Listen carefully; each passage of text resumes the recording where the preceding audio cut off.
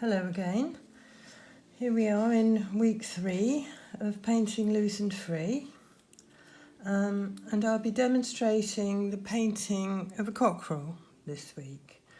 Any animal can be painted using this loose and free technique, but feathers lend themselves particularly well, I think, to loose painting and allowing the colours to float one into another more this week than we could last week with painting buildings.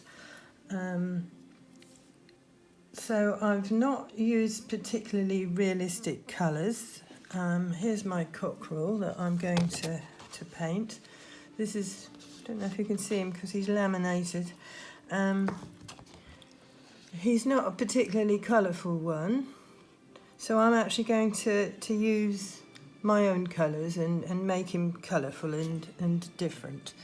That's Benedict, who's not actually with us anymore, but I obviously used him for my drawing, which in fact I kept to a real minimum. I prefer in many ways to paint loosely without drawing at all, but sometimes it might be a good idea, especially if you've got a face and you want to get that right to depict the actual animal to paint for somebody else or something like that is more important. So you probably would need to use a pencil in that case. These are the colours that I'm actually going to use, and as I said, I'm going to allow those colours to move around and blend and into each other. And after this, it shouldn't take too long actually, but I'm going to try and be careful rather than hurry it, which is my tendency, I'm afraid, when I'm painting loosely. I'm going to try and be careful at the same time as being loose. And then after that, I'll show you some more animals that I've painted and give you some tips on, things that you can do for painting various animals. Right, so let's just get going. I'm going to use my mop brush, which is a nice fat brush with a good point. But to start with, I'm actually just using a sable brush just to get this little bit of detail in at the top of his head here. So as long as you have a few little items like that, little areas like that are more detailed, you can then let the detail go in other places. This is quite an important aspect, so I don't really want that to move around too much, but it's getting lighter here, so I've added a little bit more water.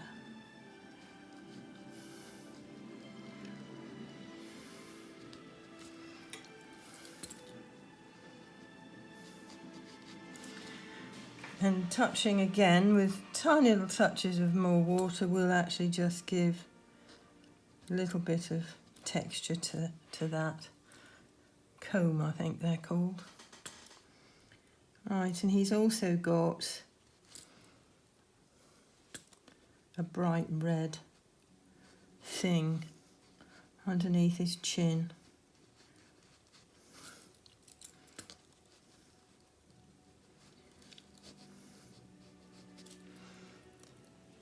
So the face of any animal does need to be carefully painted, especially the eyes, and if there's anything like a beak or whatever.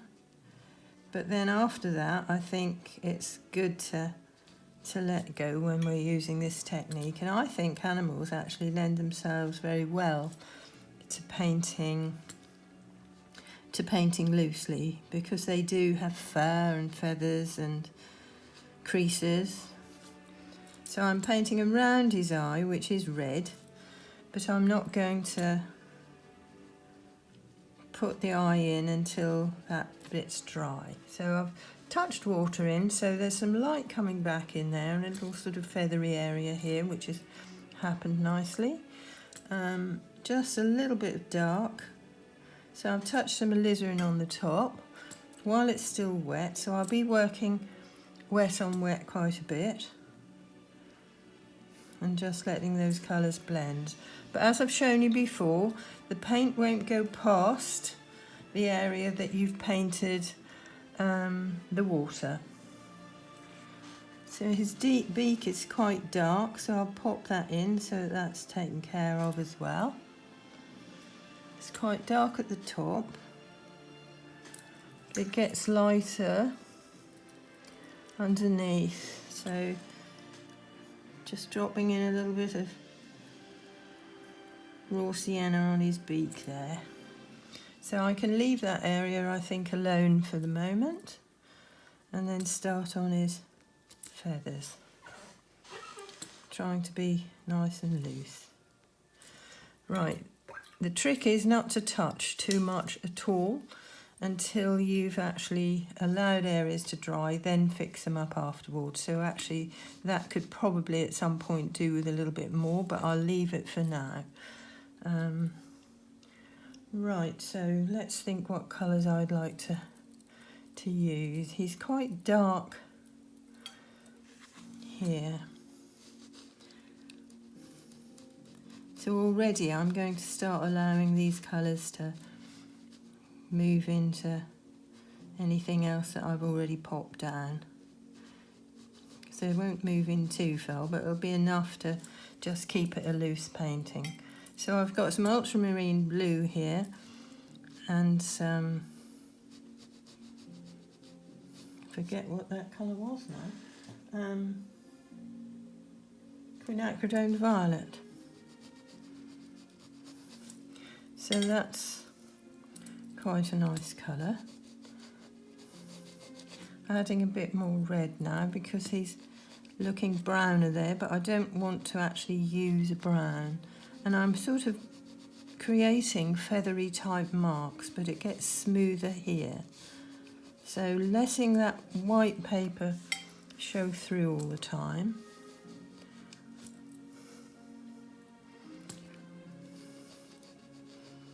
Letting these colours run. And he's very dark under here, so this is just some ultramarine blue. I'm going to pop some Payne's grey in that as well. He's really dark under here.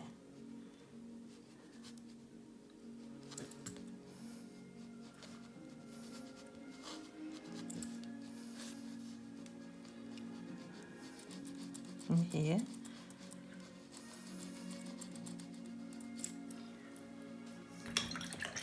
Now he's getting lighter again.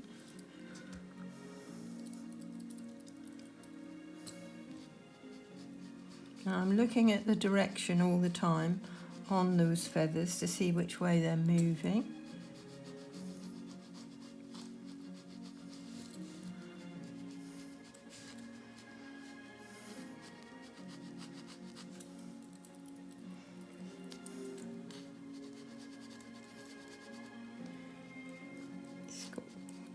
Getting a bit smoother there.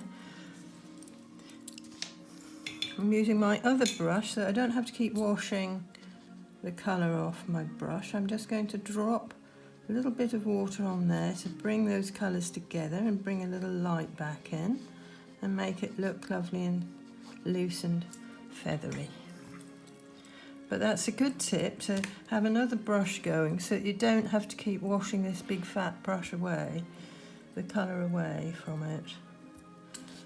Right, I'll carry on underneath here, painting this side of the cockerel first.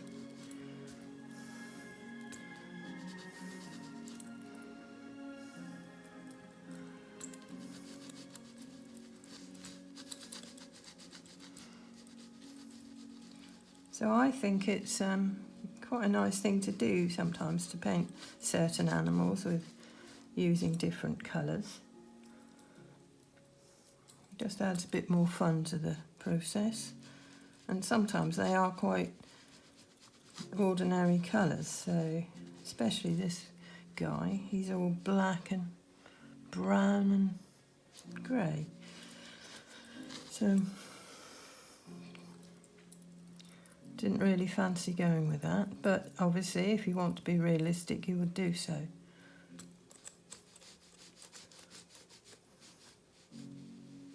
Now this is an important part of this bird, the bit where there's this little curve where his body goes up into his tail, so I must be careful to get that right because it's a really nice section.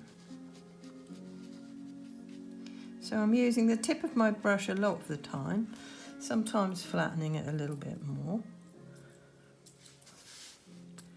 Keeping these nice colours going. I'm getting the darks between the lights and leaving some white paper as well.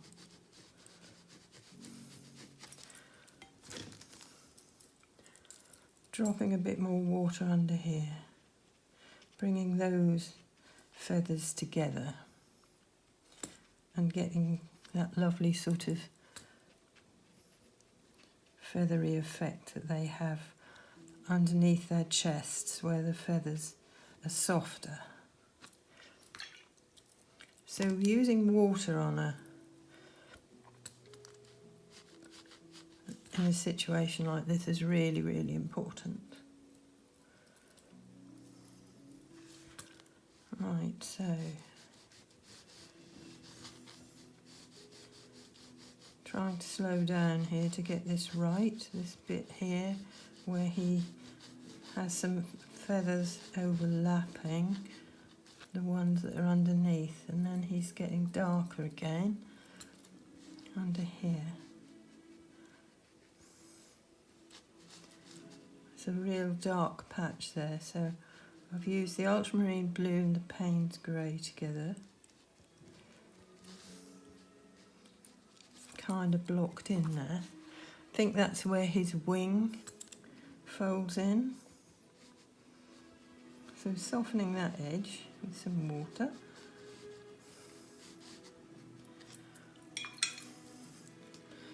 Now I want to start getting his really dark tail feathers in. So I'm going to be really careful here.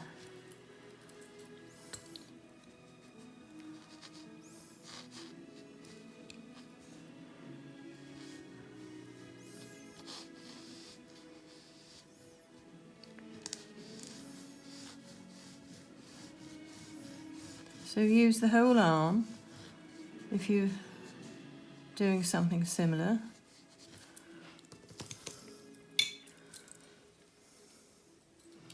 Big sweeps. This is quite a big picture.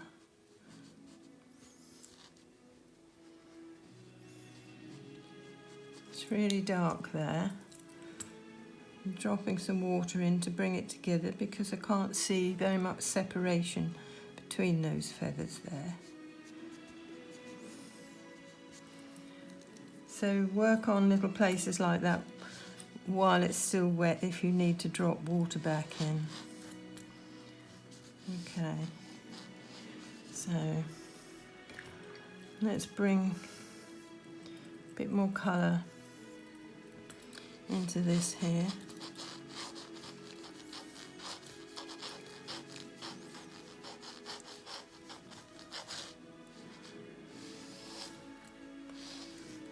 So dragging is going to bring a little bit of dry brushwork in and fatter feathers.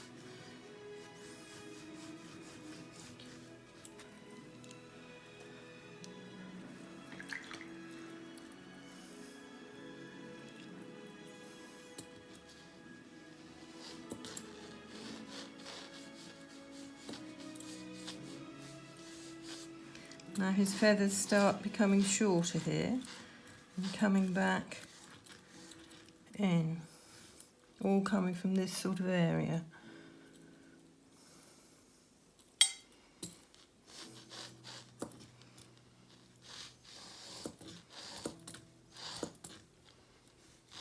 So this is why it's better for me not to actually draw, because I don't want to follow my pencil lines. I want to create the painted lines. And the trouble is, you will actually, if you make a drawing, you will start following that automatically without realising it, and probably tightening your picture.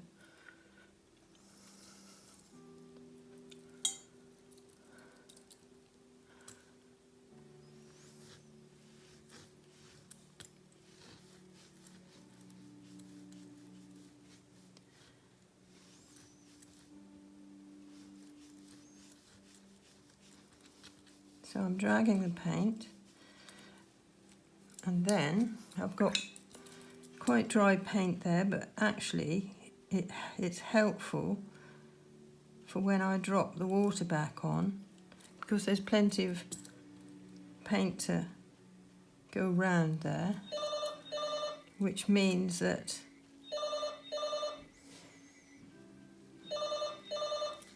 it won't get a weak picture.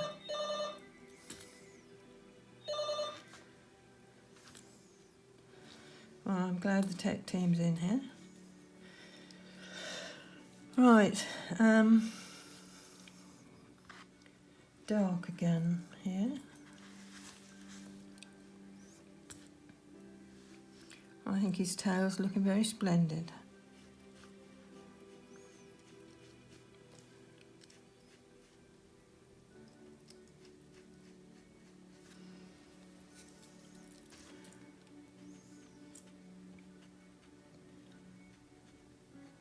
Allowing these colours to blend.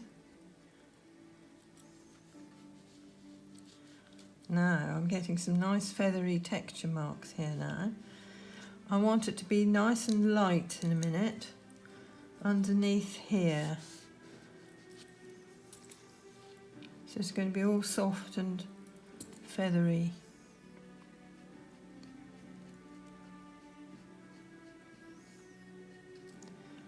And light in colour.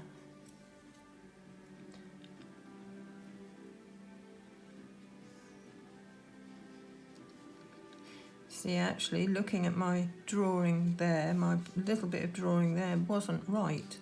So I'm much better looking all the time at this photograph of this bird and getting it first time round, because actually I must have drawn that quite quickly and took that right out there, which was wrong. Right, so dropping lots of water back here because it's got to be all light and feathery and blending in with everything else that I've done, but nice and light. Making the right marks as far as I can see, but I won't know until it's dry.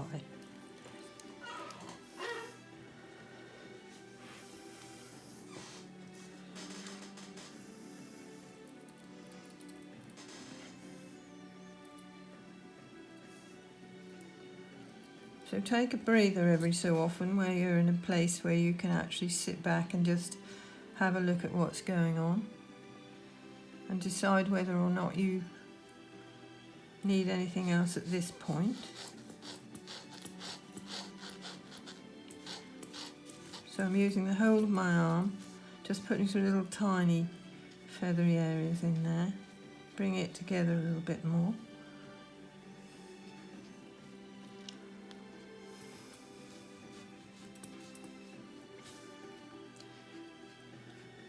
And letting the light show through at the edge of his tail. Right, that's not looking too bad.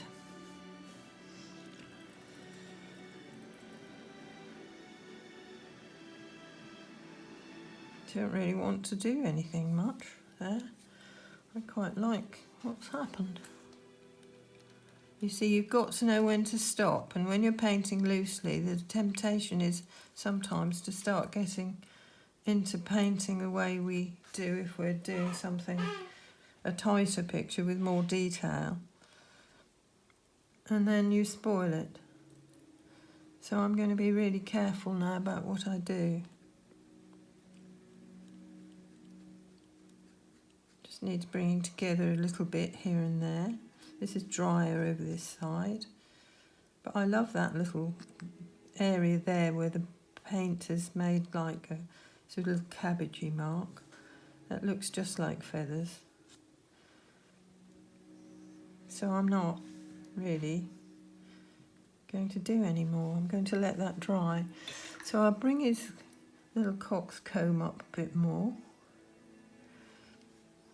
Pop a little bit more texture on the top,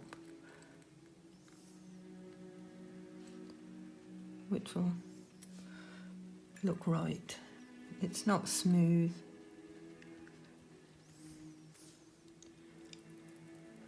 A little bit of dark on there as well.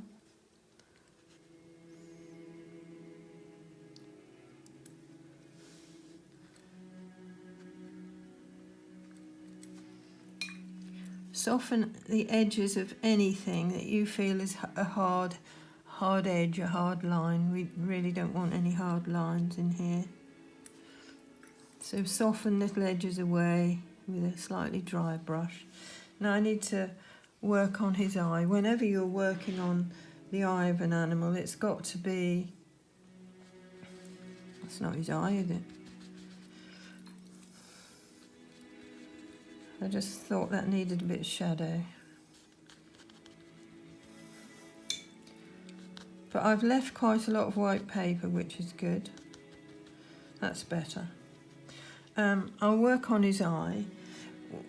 Eyes are really important on any animal.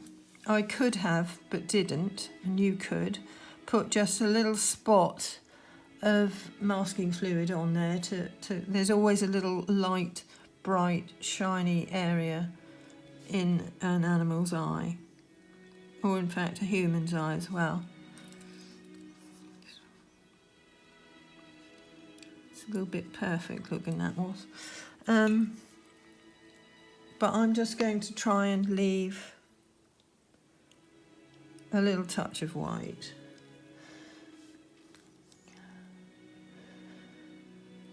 He hasn't got a very nice eye, actually.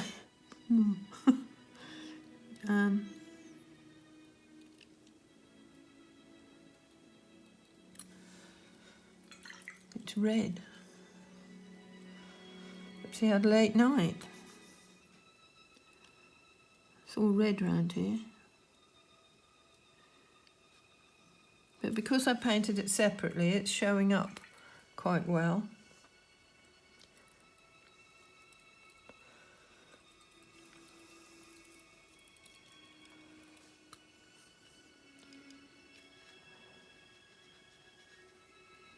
Just drop a few more feathery marks here around his eye. He's looking a bit plain there.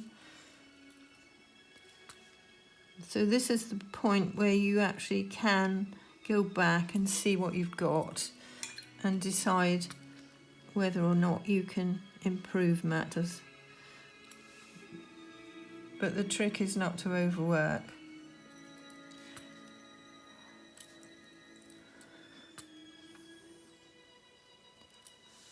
So that's a bit of detail. But honestly, I just really don't feel like doing any more apart from his feet. And he is actually just standing on looks like a bit of concrete or something, but I've made this into a branch. So I'm actually going to just paint his feet in, and I'll make those an orangey colour, I think. Can't really see them very well. They don't look particularly colourful, but as the rest of him is colourful, I think his feet should be as well. So here we go. Then I'll have to let that dry and paint in the log that he's standing on. Can't really see his feet very well, to be honest, so I'm sort of making this up a bit,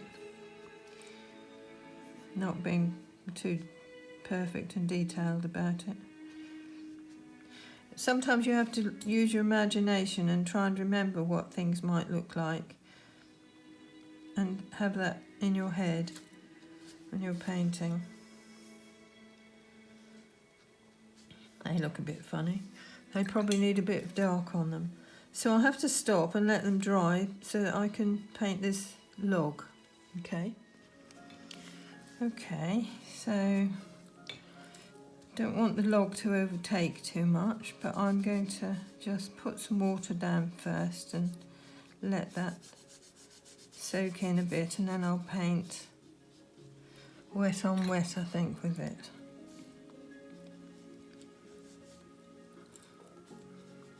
Just has to, I'm just needing to give the impression of this log, I think, without being too detailed. And that's the sort of thing that you need to think about, really. If you've got something like this, just block of concrete or something, or it might be wood, I'm not sure. Make your picture more interesting by changing that up into something else. In this instance, it's a bit of a log.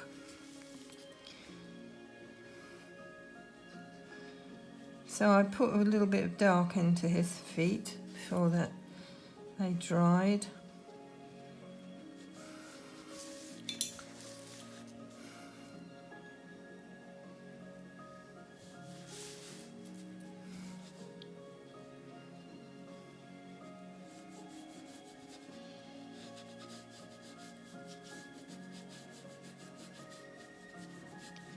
Right, so now I'm going to drop in a few more colours that I've already used within the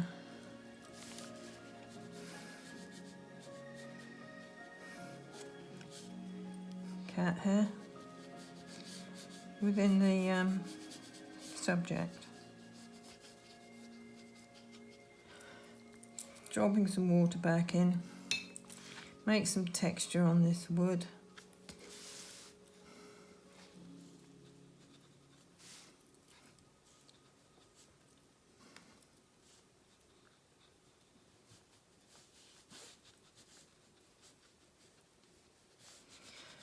Putting some cling film, screwed up cling film on there would make that look like texture on the wood. Now I need some dark, I think. Let's go really dark now under here.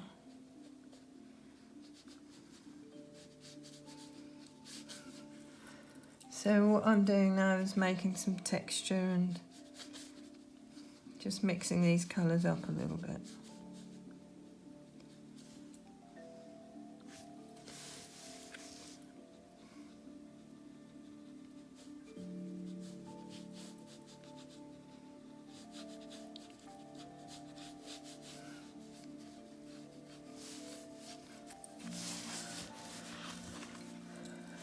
Drop some water back on, see what happens. I won't judge that until it's dry.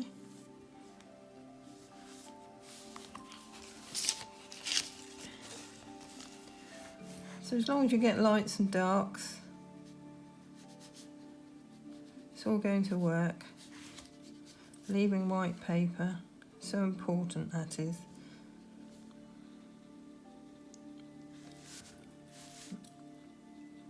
I hope you don't get too fed up with me saying the same things all the time, repeating myself, but I just feel that, well, I just talk about what I'm doing, I suppose. I sort of think out loud when I'm talking to you, thinking about what I'm doing and what I would do next, etc., etc. And let's hope it's helpful to you. Right, I think that's good enough.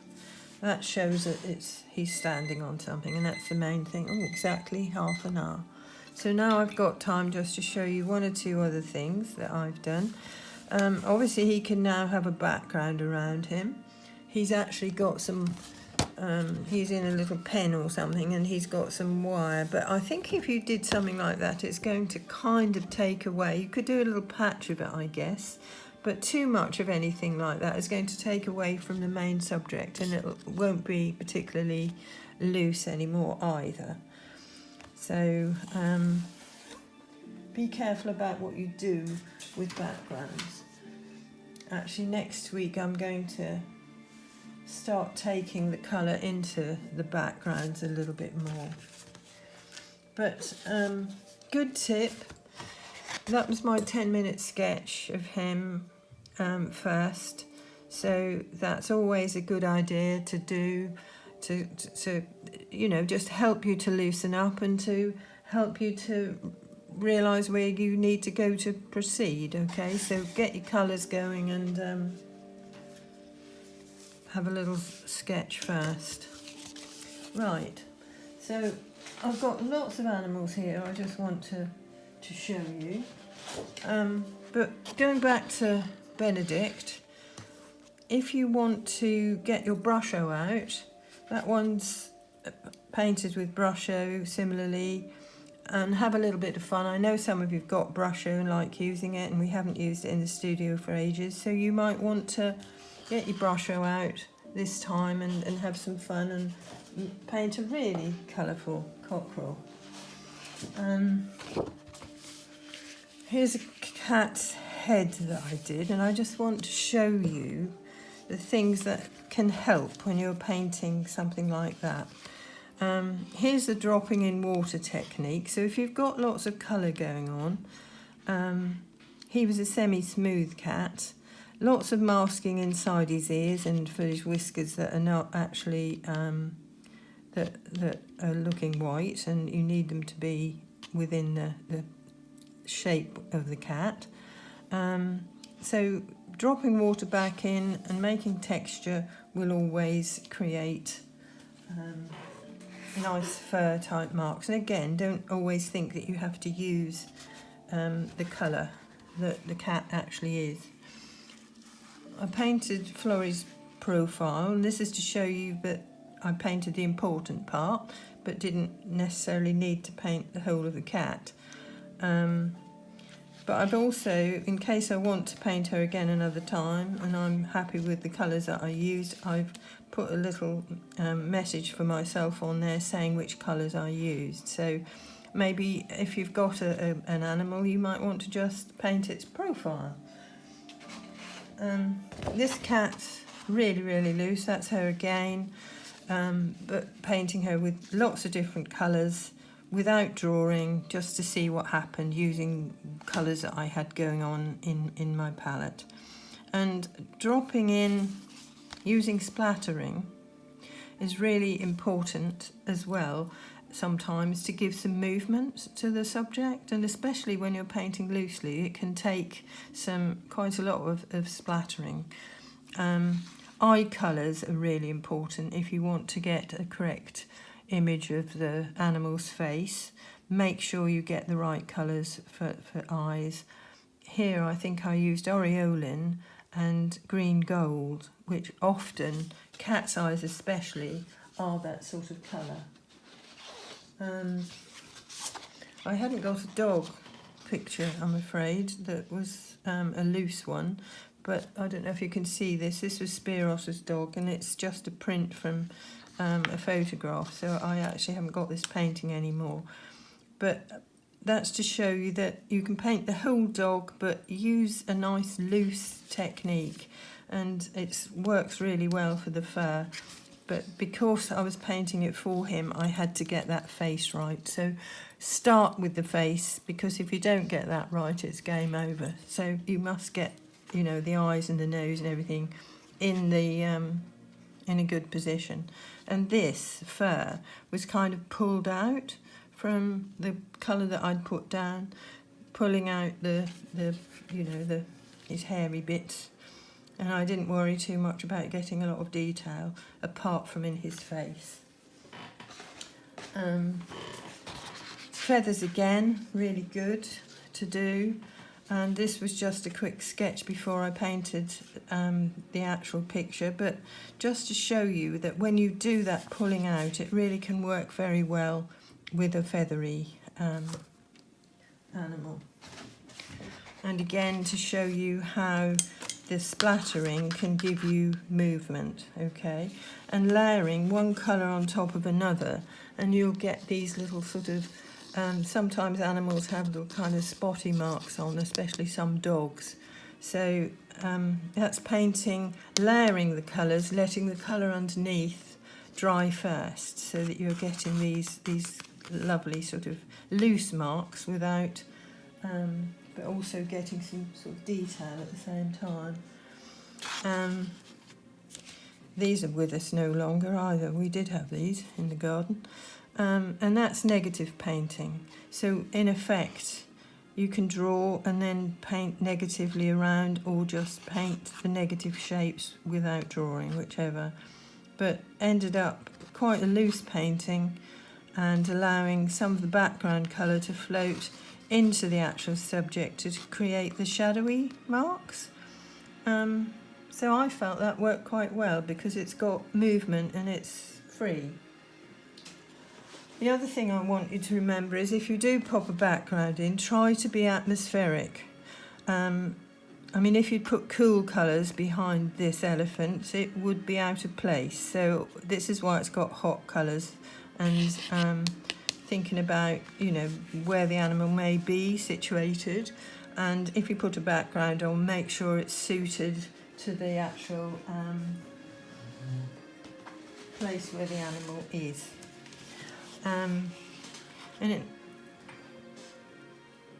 I didn't put a lot of background in here, but it needed to have some because of the situation and the way that the animal is actually eating. So that's another way of putting a background in and indicating maybe a fence or something very loosely and lightly in the background, so that you don't take away from the actual subject. And he was difficult because he's smooth, but again, dropping water back in, mingled the colours and left a few marks that I quite liked, so that was all right. Same with this one. Lots of movement around where the feet are because they're boxing, so use swirly movements and texture and splattering marks.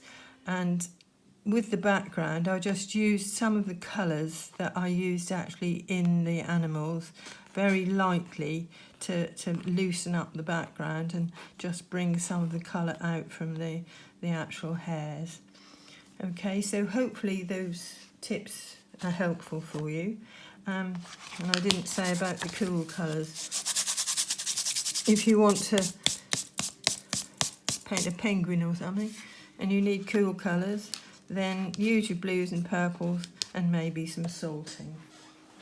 Okay, so that's it really. So you may wish to paint an animal, as I have this time, or you may wish to choose a subject that you particularly would like to paint.